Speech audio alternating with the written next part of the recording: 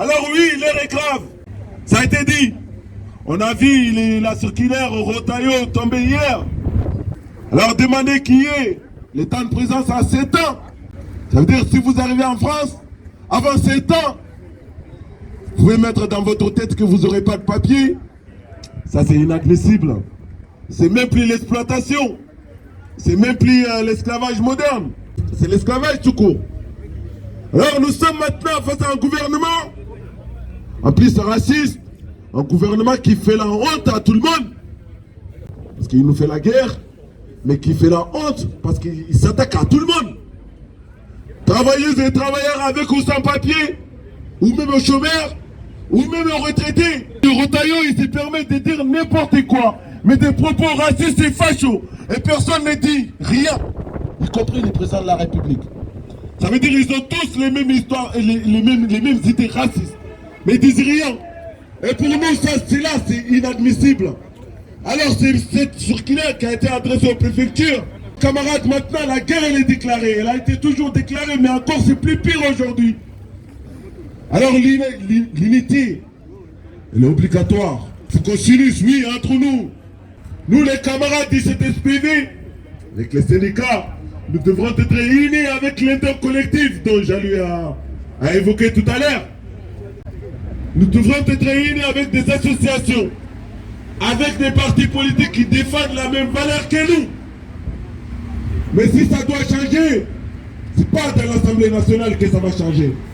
C'est pas à Mathieu ni à l'Élysée, non.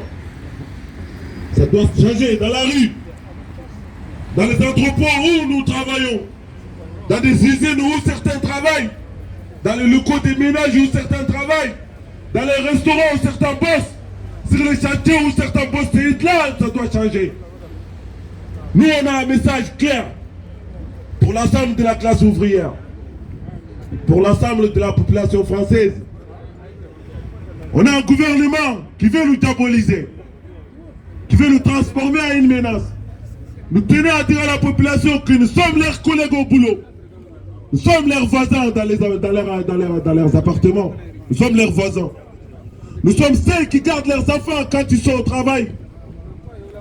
Nous sommes leurs conjoints ou leurs conjointes. Nous sommes leurs amis, leurs copains, leurs copines. Aujourd'hui, notre vie, elle est là. C'est pour ça que nous, on dit, on vit ici.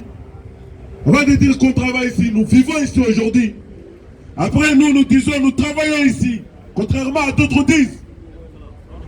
Alors maintenant, l'heure est tellement grave qu'on n'a pas le temps de faire la guerre entre nous. Parce que le racisme s'augmente. L'épidémie dont on n'a pas réussi à trouver le remède aujourd'hui s'augmente. Que l'épidémie du Rassemblement national, que l'épidémie du racisme, que l'épidémie du fascisme, que l'épidémie de l'exploitation des patrons voyous. Parce qu'ils font des règles, soi-disant, ils font des circulaires qui nous poussent dans la main des patrons voyous. C'est en présence. Il a dit, il faut avoir un diplôme linguistique, un diplôme de maîtrise de la langue française. C'est quoi cette histoire?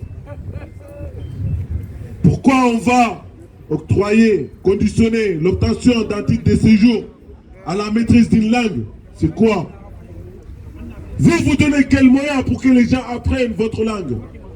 Vous donnez quel moyen pour que les gens apprennent français? Aucun. Il y a des associations, bien évidemment. Mais vous faites quoi? Même ces associations-là, vous supprimez les subventions. Comment vous voulez que les gens fassent?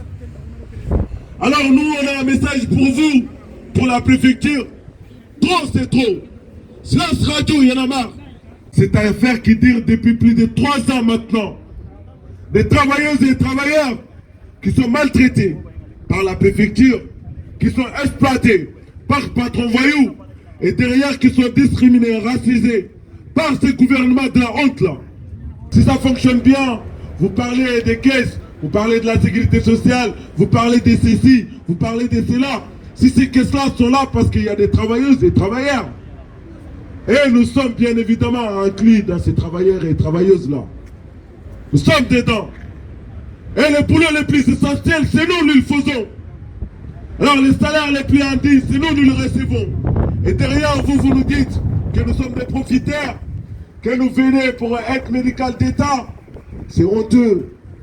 Parce que la crise qu'on a eue il n'y a pas longtemps, qui est l'épidémie, qui est le coronavirus, nous, grâce à nous, ça a été bien géré. C'est nous. On était dans les entrepôts en train de décharger, charger, parfois livrer. Nous étions là à nettoyer les métros et RER. Nous étions là à nettoyer tous les locaux. Nous étions là à vider les poubelles, derrière les camions de poubelles. Alors maintenant, nous demandons notre droit qui est déjà acquis, qui est la régularisation.